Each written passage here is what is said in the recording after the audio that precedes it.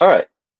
Our, whoops, we are going to do a week 15 recap video, starting off with the results from last week.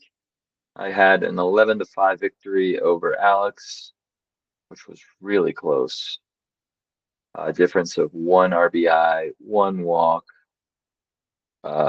very close in walks allowed, ERA, K per nine, very close. But I got the better of him this week. Frank beats French 11-4 and 1. I'm kind of looking at the numbers as we go through. Not the best pitching week from French, but that's just kind of been this whole year. Brad with a big win over Maffey, 11-5. So that's a bit of a surprise. Maffey's still hanging on to a playoff spot. Well, he was actually. Now he isn't. Now that I say that. JW with an 11-5 win over Corey. JW has been surging, 7 of 8 wins. Corey is, I think, settling into 11th, 12th, and slipping in the Otani race pretty significantly at this point, but the numbers are still fine. The VTL itself has not been bad. Casey gets a 9-6-1 victory over Jeremiah, and this pushes him into 6th place.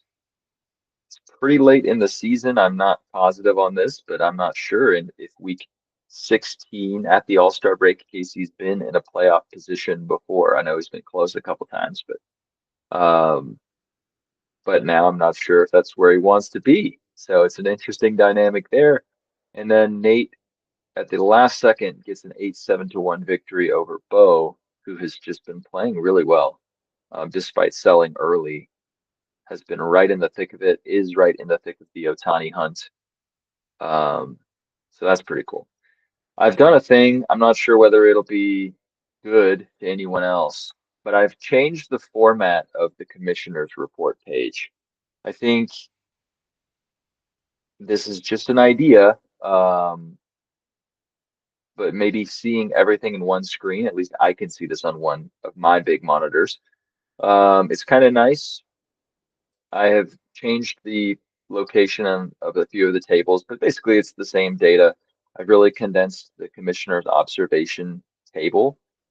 Very brief notes are written in, positive, negative spin. The tier listed here. So we have the standings data, which comes out of Fantrax. I've added a couple fields into that, or at least one. Upcoming schedules now out to 3 weeks. I've added a new field here. VTL numbers are the same as they ever were, but I've shrunk the columns down a little bit so they're not so wide. Opponents VTL percentages, if you're curious, is right next to that. And then the power rankings is in the same place it's always been. I did add a field to show the Fantrax rank and the tier here as well, to sort of better match up with the table above it. And then, yeah, this will be where we have our observations written in by me. Hopefully it's a little easier to write these because it's like half the text, maybe less. So I think I might be able to manage this sort of a commitment to a written update for each team. But the other update where it's like more than double the space, that was always a little more challenging because I want to write something that's good, not just something just to write something. Let's look at the standings data. So one field I added in lieu of looking in Fantrax, I have added the games back here. So we can see that Casey is currently sitting in 6th place. Alex 2 games above him, JW 5.5 above him. Not that much breathing room. I will say, while I do believe in Alex and JW and Frank, hence why I put them in tier B, likely playoff teams. Frank is immune from this, but JW and Alex are not technically safe. JW's winning a lot of games. Alex, I think, has a really talented team. But I mean, Maffey, even Bo, maybe even Brad, these teams could all F around and get into playoffs probably on accident if that were to happen. But they shouldn't necessarily feel safe just yet. Frank is basically in. The only thing Frank's really doing from here is trying to see if he might be able to get into the bye conversation. But Nate and I are pretty far above him and looking pretty likely to finish 1-2. Maffey has now slipped into 7th. He made a subtle buy earlier. He's been in potentially on Corey Seager also, so I don't think he wants to be seventh. I think he'll probably push Casey right back down coming soon, assuming Casey does in fact want Ohtani, as he's sort of alluded to. Bo and Brad are both doing a great job, both selling, I believe it's out in the open at this point, but both doing a great job staying really close to seventh. And it's going to be neat to see this game within a game, as French put it in our chat today. French 11.5 back, Jeremiah 13 back, Corey 18 back. That's where it starts to feel like you're going to be hard pressed to pass five other teams to finish in seventh. So hopefully Jeremiah and Corey are feeling comfortable with the sells that they've made in their core going into next year, because it's looking unlikely that that will be with the addition of Ohtani. They'll still get a hell of a player though, unless anyone misses their innings. Upcoming schedule, I've added in a new field. It's the average opponent power rankings for the next 3 weeks. So this is obviously only going to be important to me probably. But based on where I have listed you in the power rankings, I have ascribed an average ranking of the next three opponents. This is supposed to be a way to basically tell how easy is my schedule the next 3 weeks, how hard is my schedule the next 3 weeks. So you can see Alex's average opponent power ranking is 9.3. Corey, French, and Bo, they're all in the bottom half. They're all more in the Ohtani phase, not the playoff phase, probably. Frank and Nate also have particularly easy schedules in the next 3 weeks, whereas Casey, Bo, and French are all facing very difficult schedules moving forward. French in particular has Nate, Alex, and JW, three of the top five teams. So that's just something I've added in. It's going to be easy to maintain going forward, so I thought it could be fun. Your VTL numbers are here. Really, nothing has changed much. I am still number one by a decent margin. The gap increased a little bit this week. Frank and Nate are 2% apart. And then there's a pretty big gap between Matthew, Alex, Corey, JW. It sort of bleeds very slowly down from there. There's not even a 6% gap between Matthew and Brad, so from 4th to 12th. So we're still really tightly congested. This continues to be an extremely competitive season. And the VTLs really haven't changed based on any of the big moves that have been made so far, which is cool. It still doesn't feel to me like we have a super team, though it's quite possible that I have spent the most. JW spent a lot as well. But I would probably be the closest to a super team so far. But it doesn't feel like I am a super team, and I don't know, even if Nate buys in, not sure what things will still be available for him, because he's clearly the last to buy. And so I'm not sure that he'll really feel like a classic super team either. And part of that's because we have 6 people who have kind of expressed some interest in buying. I think that's really great. It makes the league more competitive. I'm optimistic that whenever we get to the trade deadline and all of the moves are made, it's not going to feel impossible for teams 3 to 6 to win it all. And at least I sure hope that's the case. The opponent VTL percentages, really not a lot has changed here either. It's worked itself out that Nate, myself, and Frank have been the 3 luckiest teams when you look at the total VTLs that we're facing on average. So just further credence that we are not necessarily in a super team phase right now. The 3 teams at the top have been pretty fortunate in their competition. So yeah, for what it's worth, here is the power rankings table. I've included the tier. Didn't actually include a tier name. I don't know that those were particularly fun for anybody, so I'm just going to put the tier as a means of kind of differentiating. I've listed the Fantrax rank here because it is sort of a relevant component to power rankings, I should think. Last 5 weeks record, I've got the best. Nate's right behind me, JW right behind him, and then everyone's sort of tightly congested after that. If you look at the VTL of the last 5 weeks, it's me, and then it's Nate, and then it's JW. So the same kind of tracks. The records are following the VTLs just over the last 5 weeks. And These are the abbreviated notes for each team. I'm going to touch on all of them right now, and then that'll pretty much be it for the video. So hopefully this is a little bit of a faster one. Positive spin for me. I am putting myself at number one in the power rankings. Four game win streak is the longest in the league. I have the highest VTL in the league. I'm right there up at the top, 2 games back of Nate. Feels like until Nate buys, it'll either seesaw or maybe I'll be just a little bit ahead, but we're really, really close. Positive spin. The VTL and win-loss tie record over the last 5 weeks supports it, though I don't feel like a super number one. That didn't sound very positive, actually. Negative spin.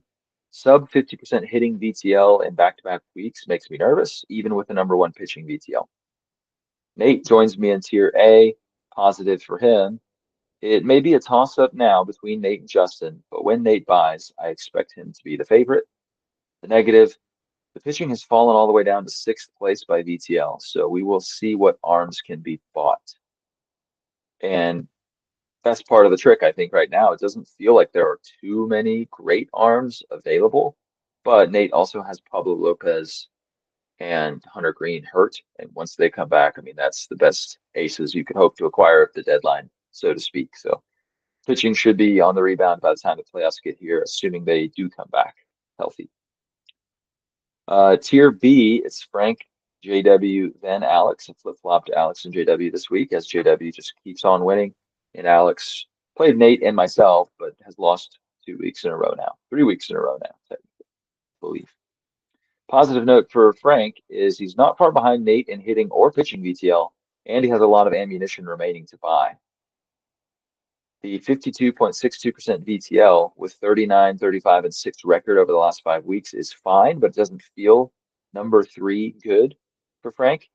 So he's probably the biggest wild card in the league right now. He has all of his assets essentially to purchase buy in if he chooses. Just I'm not sure that he wants to, or if he's confident his team is good enough. He has 3 $20 studs, and that could cause some issues next season. So I feel like if I was Frank, I'd be going for it, but it doesn't feel like a Frank thing to do either. So who knows? JW's positive spin. He's been on a roll, winning 7 of 8 and vaulting into 4th place. Big matchup versus Justin this week.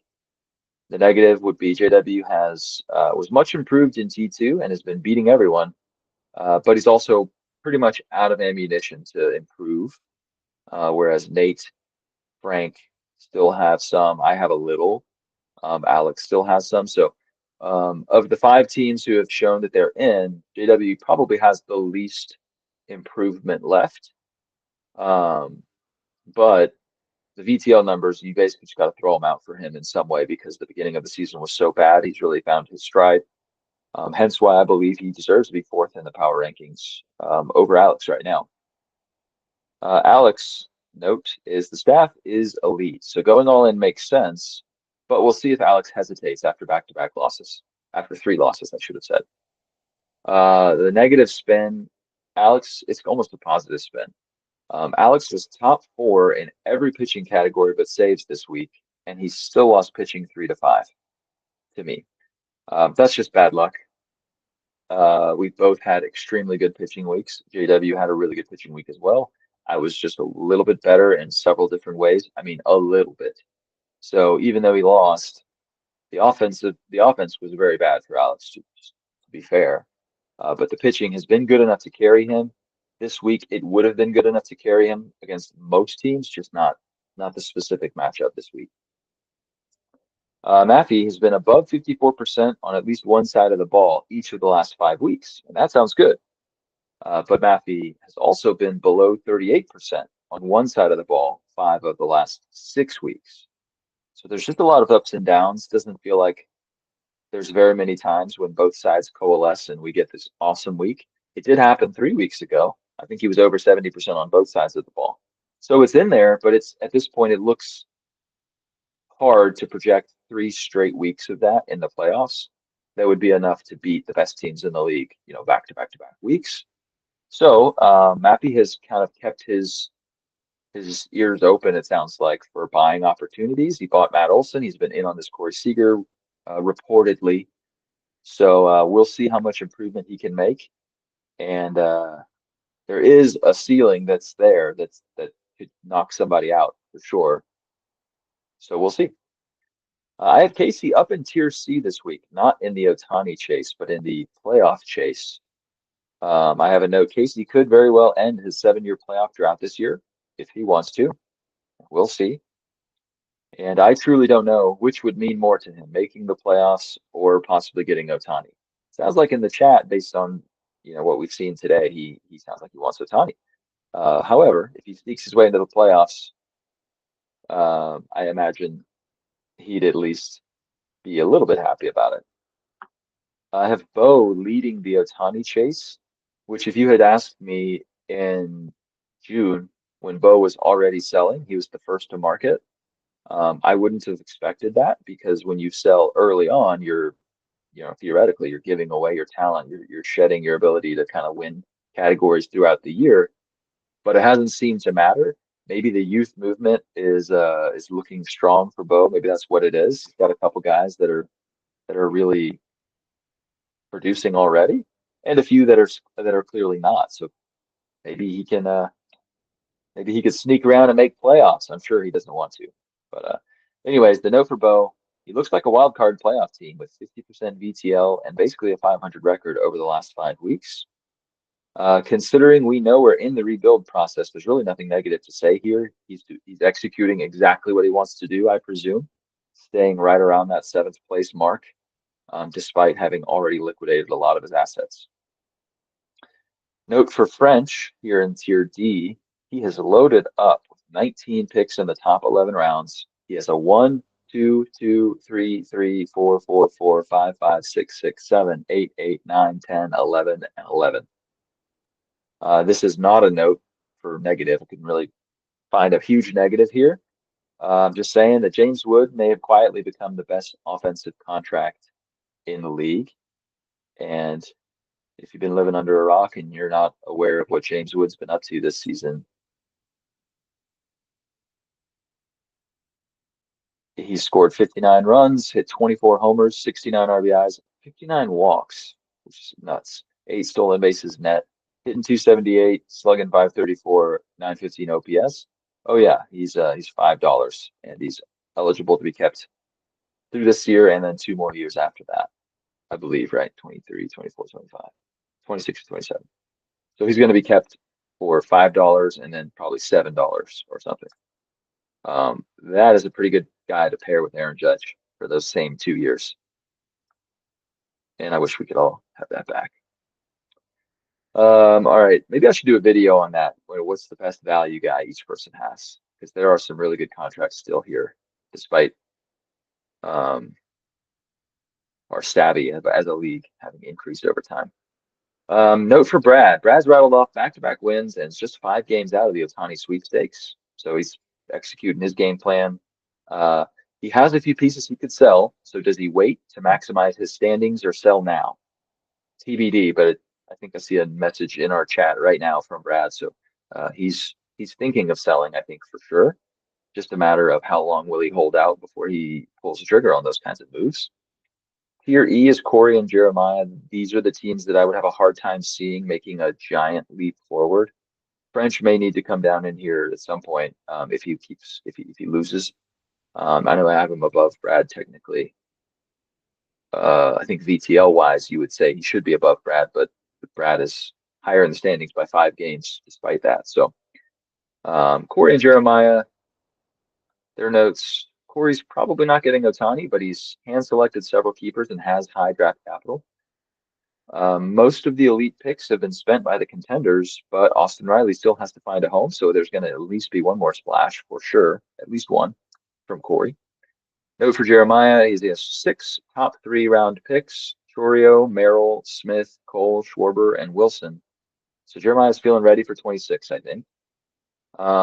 Probably not in the hunt for Otani anymore, most likely though, but we'll see. You just never know. That's basically everything. I guess this really wasn't a short video after all. One other chart I usually will flash up on the screen. Here are the percentile results for what we did last week. Again, these are not VTL numbers. These are the percentile result compared to all other results that we've ever had in our league history. So you can see I was the 96th percentile this week, and Alex was 91st percentile. That's really bad luck for Alex because I did end up beating him 5-3 in pitching. JW with a 90% pitching outcome for a team that just pieced it all together. Got to be pretty happy with that. The batting really didn't come to play much, but he still comfortably was able to beat Corey, who really, really struggled offensively. Nate's offense was great as usual, but the pitching starting to get a little concerning. But once those injured guys come back again, I feel like they'll probably be all right. Yeah, so that's it. Great week for Brad as well. Huge week batting and pretty solid pitching as well, despite having um, dealt Glass now, who's back. You know, the pitching kind of still solid, but the batting was just really good this week. All right, think that's it. Let me know if you think this sucks, this new format. You can't tell where anything is. I think it should be easy enough to just look at it and see everything all in one place, but I don't know. Just decided I would try to give it a shot and see. So if you can't find anything, sorry. All right. That's all I got. See ya.